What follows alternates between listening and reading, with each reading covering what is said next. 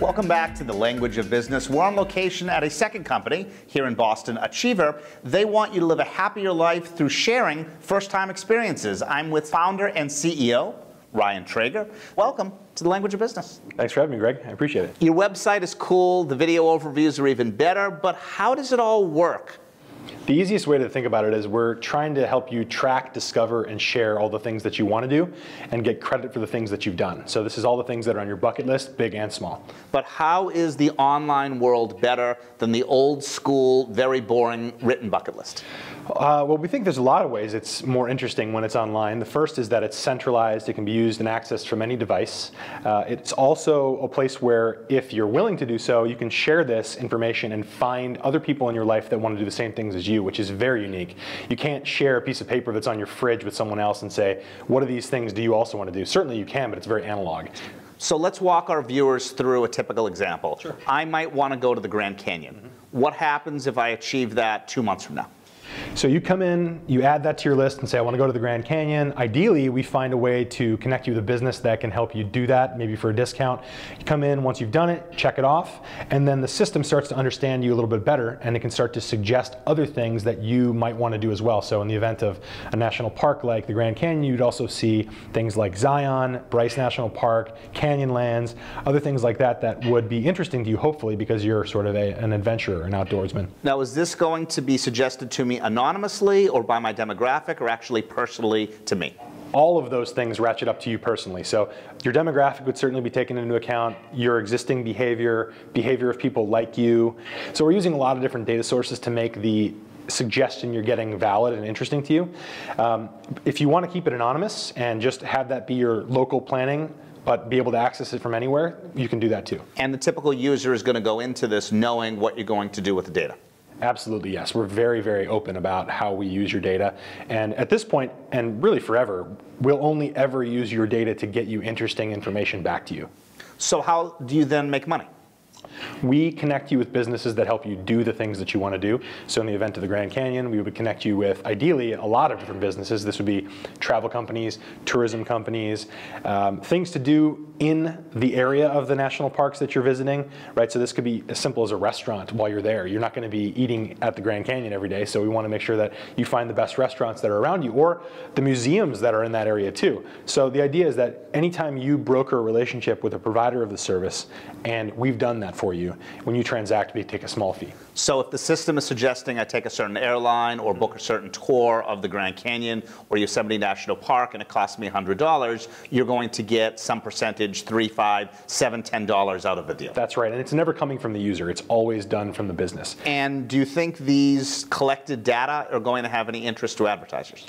Yes, absolutely. Our long-term vision for this product is an anonymous market intelligence product that scrubs your name and your personal information from anything that we would ever send out there. But we would say people like Greg, who like to go to national parks, also like to eat this kind of food, go to these kinds of sporting events, read these kinds of books, and so on. And then that helps them, ideally, market to you in a more interesting way where their brand becomes more relevant to you when they actually go out and reach out to you again. Ryan, the focus of this segment is on harvesting and what you do with the successful business that you've built up. How do you measure your success? At this point, we are solely focused on user growth. This is constantly growing the number of users that are in our system, the data points that they're giving us, and the connectivity that we're providing between other users and of like minds. So for us, we are focused on driving that up as high as possible all the time. And how will you benchmark your success against, say, other startups? We are very prideful about the type of data we give back to our users, and we curate all of it. So every single experience is a discrete and interesting one. So you'll never see, in the example of the Grand Canyon from earlier, you'll never see visit the Grand Canyon 10 times in our system. That happens with all of our other competitors. In some cases, many more than 5 or 10 times, right? Because they allow people to come in and say, here's what I want to do. We do that too, but we also say, okay, well, that's already in our system. Here's where it is. And so for us, curation is a point of differentiation and clarity. What are your own goals for the business so far? I want to be at 10 million users in 5 years, and that is my biggest goal. It is incredibly lofty. We started in October, and we had 500 users at that point, so we've quintupled even that small amount in a very short period of time, so I'm very happy, but I don't really settle at any point.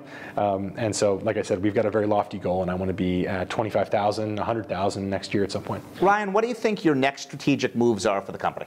Well, we're right in the middle of a brand new initiative for the new year called 52 and 52, and we're challenging everyone in the world, really, to go do one new experience, small or big, once a week per year.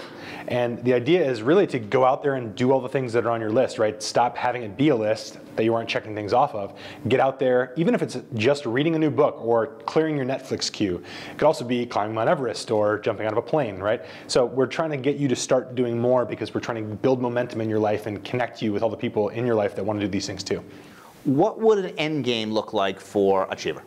Well, right now we're very focused on building a business that might be attractive for acquisition, but aren't focused on acquisition, right? So we want to be getting as many users as possible because we really do believe in the mission statement of trying to help people live a happier life.